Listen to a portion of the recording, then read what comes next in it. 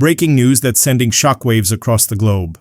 In an unprecedented military operation, the United States has conducted strikes on Venezuelan soil and captured President Nicolás Maduro.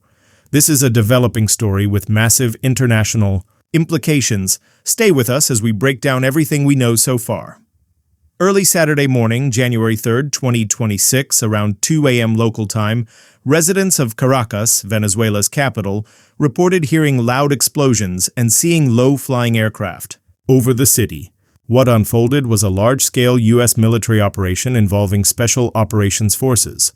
President Donald Trump confirmed the operation on social media shortly before 4:30 a.m. Eastern Time, announcing that Maduro and his wife, Cilia Flores, had been captured and removed from the country.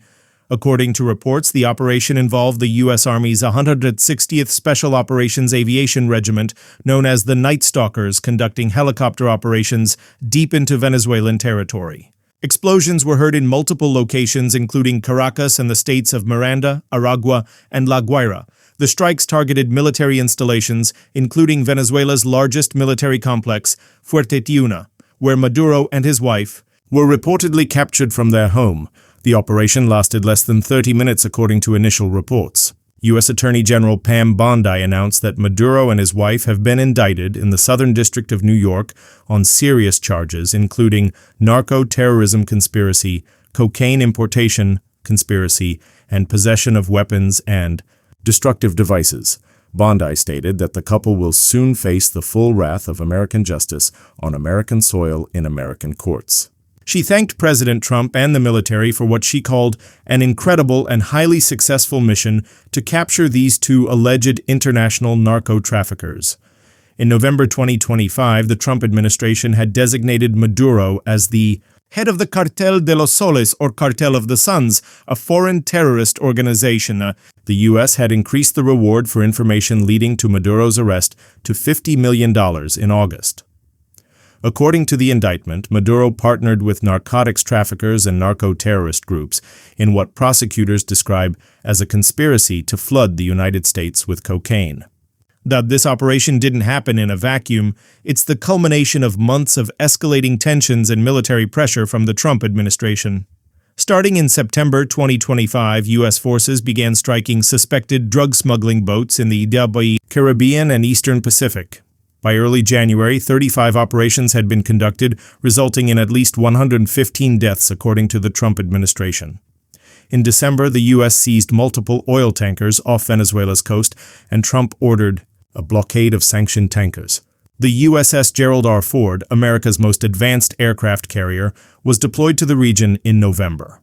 On December 29th, Trump confirmed that a CIA drone had struck a Venezuelan dock facility, marking the first known U.S. land operation inside Venezuelan territory.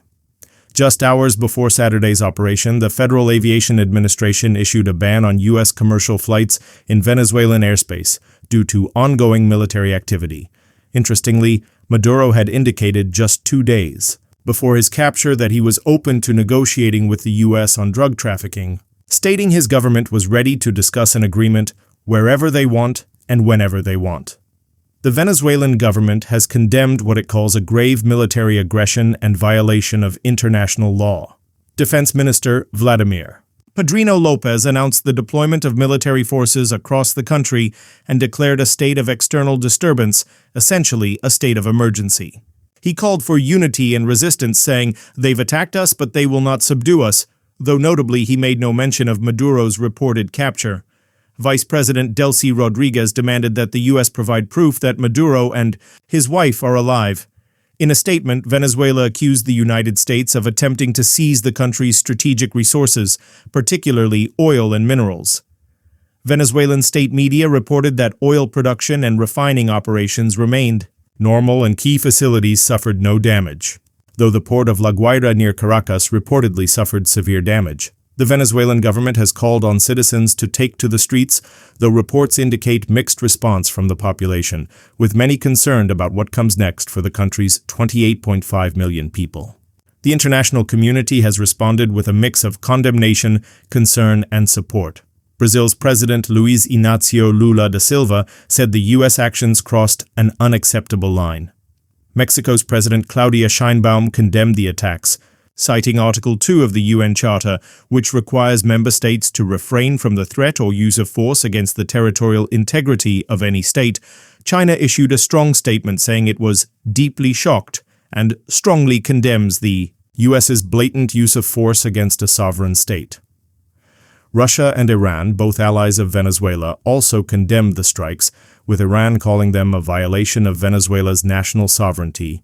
UN Secretary-General Antonio Guterres said, "He is deeply alarmed by the United States military action." The UN's Special Rapporteur on Human Rights and Counterterrorism, Ben Saul, called it illegal aggression and an illegal abduction, even suggesting President Trump should be impeached and investigated. However, Argentina's President Javier Milei praised Trump for the operation. The European Union said it was closely monitoring the situation, noting that while Maduro lacks legitimacy, international law must be respected.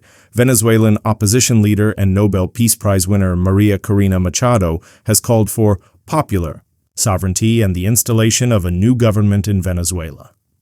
The operation has raised serious legal and constitutional questions both internationally and within the United States.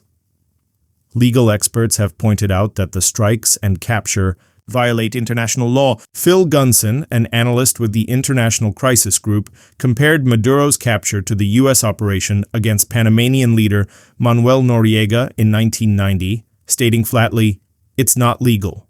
Within the U.S., some members of Congress have raised concerns about constitutional authority. Senator Mike Lee questioned what might constitutionally justify the action in the absence of a declaration of war or authorization for the use of military force. The Trump administration informed congressional leaders about the strikes only after the operation began. Senator Tom Cotton, chairman of the Senate Intelligence Committee, confirmed he was not told in advance, though he indicated he views Maduro's arrest as a law enforcement effort that wouldn't require advance congressional notification. Trump has justified the operation as part of efforts to combat international drug trafficking, though critics argue this doesn't provide legal justification for military strikes on a sovereign nation and the capture of its head of state.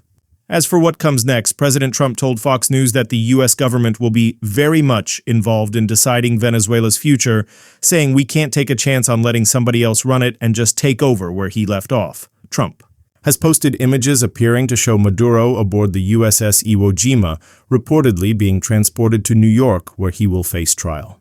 According to Trump, he watched the operation unfold in real time from his Mar-a-Lago resort alongside military generals. The Trump administration's core team on Venezuela, including Deputy Chief of Staff Stephen Miller, Secretary of State Marco Rubio, Secretary of Defense Pete Hegseth, and CIA Director John Ratcliffe spent months planning operations in and around Venezuela. For Venezuela itself, the situation remains extremely uncertain, with most opposition figures either silenced or in exile under Maduro's rule. It's unclear who might take power. Defense Minister Padrino Lopez, who survived the attacks and controls the armed forces, may prove to be a key figure in determining what happens next. Miami Mayor Eileen Higgins has urged Trump to reinstate temporary protected status for Venezuelans. In the United States, noting the instability highlights that Venezuela is unsafe for people to return to. This is a rapidly developing story with profound implications for U.S. foreign policy, international law, and the future of Venezuela. We'll continue to monitor the situation and bring you updates as they emerge. President Trump is expected to hold a press conference to address the operation and what comes next. Make sure to subscribe and hit the notification bell so you don't miss any breaking updates on this historic event.